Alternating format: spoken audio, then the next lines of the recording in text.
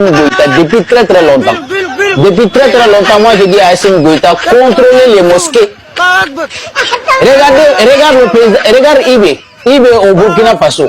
Si tu veux combattre le djihadisme, commence d'abord à Bobo Dioulasso, je sais pas, à Bamako là-bas. Ferme tous les mosquées djihadistes là-bas. Tous les mosquées sunnites et les wahhabistes ne sont que des djihadistes qui sont là-bas. Parce que le propos qui sort de leur bouche, c'est le même propos que les djihadistes ils disent. Assimi Goïta, allez partager Assimi Goïta. Wallahi, si elle veut la stabilité du Mali, elle n'a qu'à contrôler les imams. Dès que tu ne contrôles pas les imams, billah, ils vont détruire ton pays. Parce que non seulement sont des gens qui sont aliénés, Aujourd'hui, une nouvelle de plus est tombée sur les tabloïds, à savoir un communiqué, un communiqué du Conseil supérieur de la communication du Burkina Faso. Ce communiqué dit ceci, communiqué numéro 2026-002-CSC, le CSC interdit la diffusion de TV5 Monde au Burkina Faso. Le Conseil supérieur de la communication CSC a par décision numéro 2026-018-CSC du 5 mai 2026 interdit la diffusion des programmes de la chaîne de télévision TV5 Monde au Burkina Faso. Cette décision fait suite au constat de nombreux manquements à la loi, à l'éthique et à la déontologie dans le traitement de sujets liés à la lutte contre le terrorisme au Burkina Faso et à l'actualité relative aux attaques terroristes survenues le 25 avril 2026 au Mali. Les fautes commises qui portent sur la désinformation et l'apologie du terrorisme ont été relevées dans plusieurs éditions du journal télévisé d'avril à mai 2026. En rappel, des dérapages similaires avaient été constatés dans ce média en 2024 et avaient conduit à sa suspension temporaire par 2 fois par le CSC, successivement le 27 avril et le 18 juin 2024. Le CSC saisit cette occasion pour inviter l'ensemble des médias à plus de rigueur professionnelle et au strict respect des règles d'éthique et de déontologie. Ouagadougou, le 5 mai 2026 pour le conseil. Wendy Goudi, Louis Modeste Ouedraogo, chevalier de l'ordre de l'étalon. Le président. Quand cette décision tombe de la sorte, quelqu'un qui n'a pas pris la peine de suivre l'histoire et de s'imprégner du contexte pourrait penser que le Burkina Faso serait devenu un espace liberticide. Il pourrait penser qu'il s'agit là d'un attentat à la liberté de presse, à la liberté d'expression, à la liberté d'opinion, à la liberté de conscience. Celui qui le penserait brillerait par une naïveté et même une irresponsabilité scandaleuse. Car en réalité, ce que le Burkina Faso vient de faire, c'est de protéger les esprits du Burkina Faso de l'intoxication, de la pollution et du mensonge, de la délation, de la calomnie, dont les médias officiels français, au service du projet néocolonialiste français, sont devenus les champions en Afrique. Écoutez, pour vous montrer la gravité de ce que font les médias officiels français contre l'Afrique actuellement, en termes d'apologie du terrorisme, de propagande terroriste, de distorsion des faits en faveur du terrorisme, je vais utiliser une méthode historique. Cette méthode consiste à vous amener dans l'histoire des attentats en France au XXIe siècle. Je vais essentiellement vous ramener à une chronologie des attentats en France au XXIe siècle. Vous pouvez trouver un rappel, un bilan des attentats en France au XXIe siècle sur la page Wikipédia. Si vous tapez Wikipédia, chronologie des attentats terroristes en France, vous avez une page qui s'affiche et qui vous raconte l'histoire des grands attentats terroristes en France, depuis plusieurs siècles. Je prends seulement les attentats terroristes en France au XXIe siècle. Les dernières attaques au Mali viennent convaincre des enjeux géostratégiques du Sahel, enjeux pour l'ancien colonisateur qui ne savoura pas vaincu de sitôt, avait prédit le président nigérien, le général Abdourahmane Tchani, qui avait également alerté sur la présence de puissances impérialistes aux frontières de l'AES. Sur la question, le commentaire de Abdoulaye Koulibaly. Quand je dis Le président Abdraman Tchani, fort de renseignements documentés et fiables, nous a habitués à ces croustillantes révélations qui finissent toujours par lui donner pleinement raison. Sur la présence française dans le Nord Bénin, sur le projet de partition du Mali ou encore de reconquête du Sahel et de ses ressources, le chef de l'État nigérien savait de quoi il parlait, sûr qu'il était de ses sources d'information. Et la liste des révélations n'est pas exhaustive. Sur encore le projet de recrutement par Emmanuel Macron de soi-disant influenceurs et influenceuses pour servir de relais d'influence en Afrique au service des intérêts français, le général Abdraman Tchani avait là aussi vu venir les choses. Il les avait en effet prédites lors d'un de ses grands entretiens avec la RTN. Et l'histoire, encore une fois, lui donne raison avec cette rencontre organisée pas plus tard que le mercredi 30 avril dernier à l'Élysée par Emmanuel Macron, dont on sait la haine viscérale vis-à-vis des dirigeants de l'AES. Cette rencontre donc à l'Élysée en présence de prostituées de luxe présentées comme des influenceuses. Rappelez-vous, je l'ai dit ici, l'Élysée, le Quai d'Orsay avait juré notre perte. Ils ont mis deux structures en place. Le commandement pour l'Afrique, pour la composante militaire, et la cellule Sahel de l'Élysée. Cette cellule, la deuxième, n'a pour autre objectif, je l'ai dit, que de faire la guerre informationnelle. Ils ont prévu des recrutements en masse à travers deux événements. Le premier événement devait avoir lieu en 2025 au Bénin. C'est un événement culturel. Je ne sais pas s'il a eu lieu ou il n'a pas eu lieu. C'est au cours de cet événement qu'ils devaient recruter des Africains apatrides, cupides, qui ne comprennent pas ce que c'est la lutte de la libération pour s'attaquer à leur propre pays. Ensuite, 2026, c'est prévu.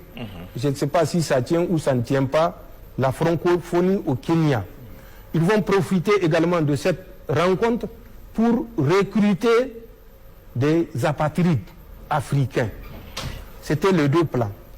Ensuite, en septembre 2025, vous avez vu l'appel d'offres international, mais particulièrement orienté vers les pays africains pour recruter des influenceurs.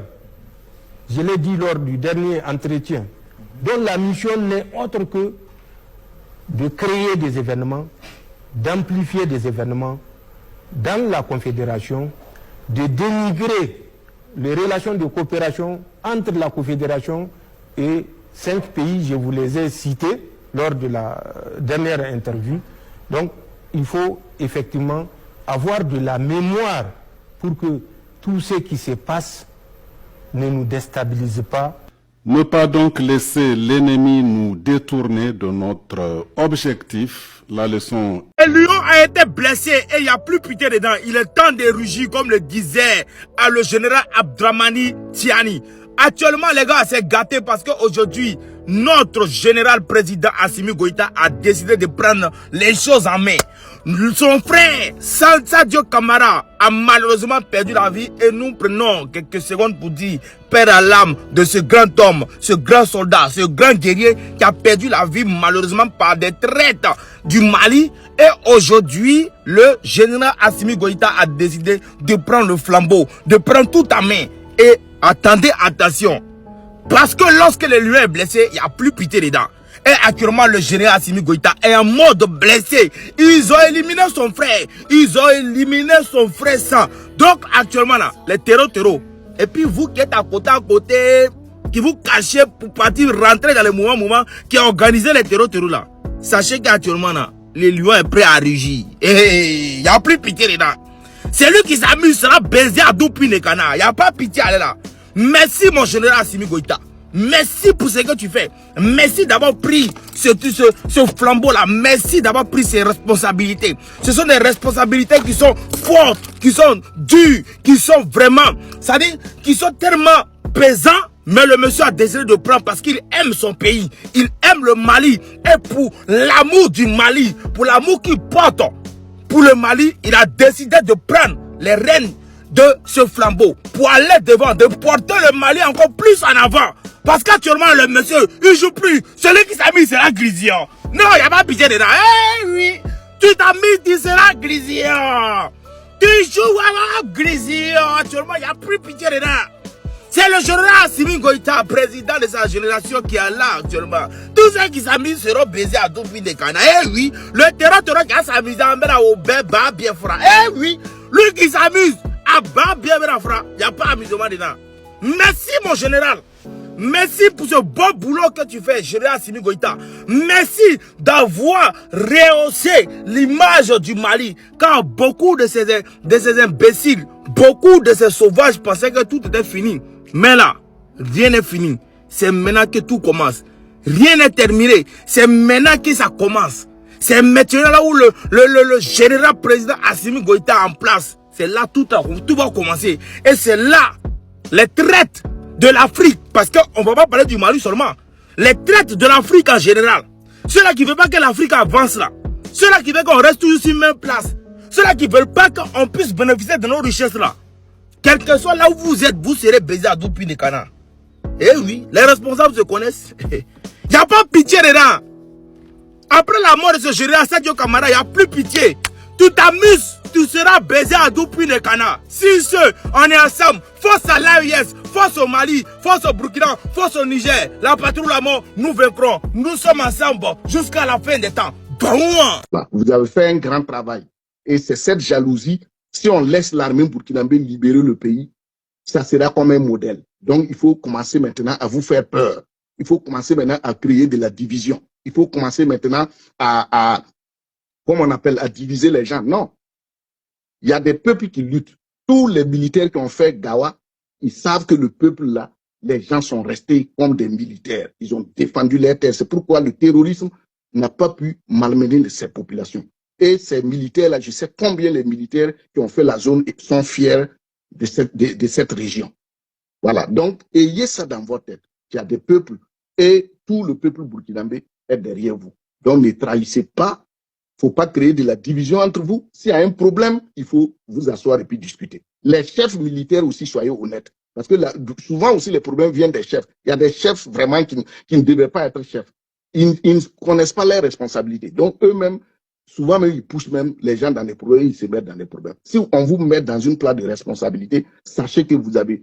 Prends que Mali vient de commander 5 hélicoptères de combat qui viennent de la Russie. Voici ce qu'ils vont faire. C'est les hélicoptères, la dernière puissance et la dernière génération, 25e génération qui vont faire. C'est un truc de fou, c'est la dinguerie, les gars.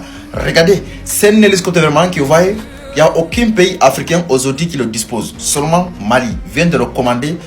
Depuis l'opération de Force Fama et surtout c'est encore l'armée d'hélice qui sont commencé de frapper dans les airs. Ils ont utilisé les hélicoptères que va faire là, les KA-52. Voilà, les avions, les hélicoptères modernes, les gars. Il n'y a aucun pays africain aujourd'hui qui le dispose, sauf Mali. Voilà.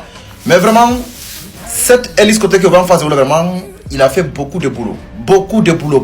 Parce que c'est cet hélicoptère qui a neutralisé toutes les localités de terreau.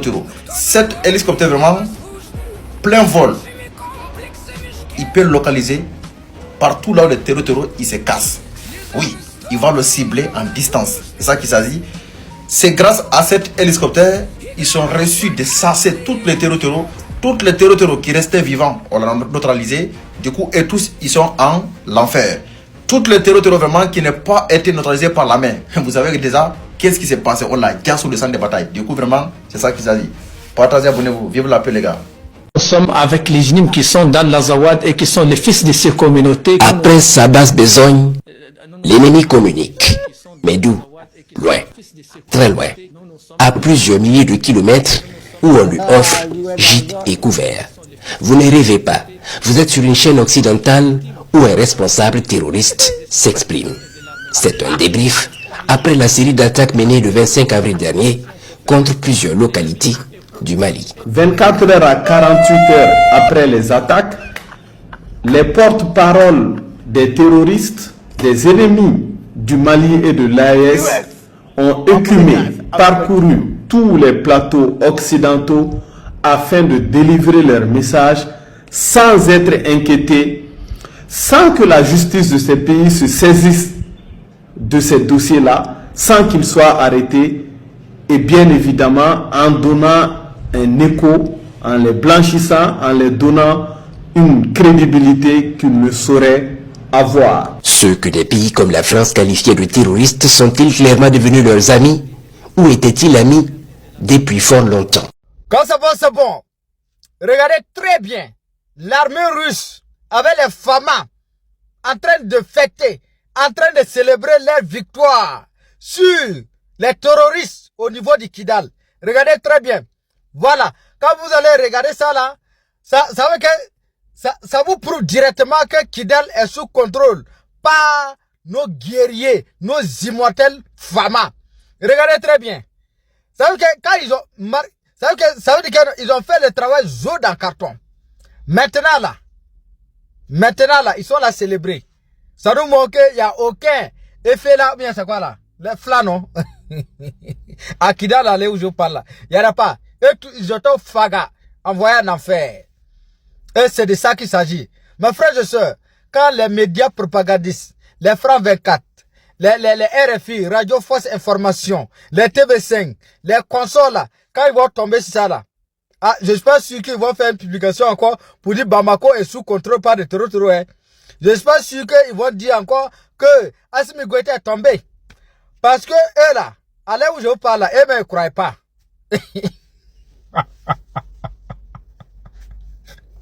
Wallah bila, eux-mêmes là, ils ne croient pas que Assimi Goïta n'est pas tombé à l'heure où je vous parle là. Eux-mêmes là, ils ne croient même pas. Hey! Vive les FAMA! Vive l'armée de l'AIS! Vive le peuple digne et souverain de l'AIS! Vive les autorités de l'AIS! Que Dieu bénisse, que Dieu protège le peuple digne et souverain de l'AIS et ses frères et sœurs sincères. Maximum de partage. Quand je dis ses frères et sœurs, je parle des Africains conscients. Ok, merci famille d'avoir suivi la vidéo. N'oubliez pas de vous abonner, de liker, de partager la vidéo au maximum pour que les autres aussi soient informés. Dites-moi vraiment ce que vous en pensez de cette situation dans les commentaires. Et on se rattrape pour la prochaine fois pour une nouvelle vidéo et plein d'informations à venir. Donc, ne ratez pas cette information. Et puis, abonnez-vous, activez la cloche de notification surtout. On se capte surtout à la prochaine fois.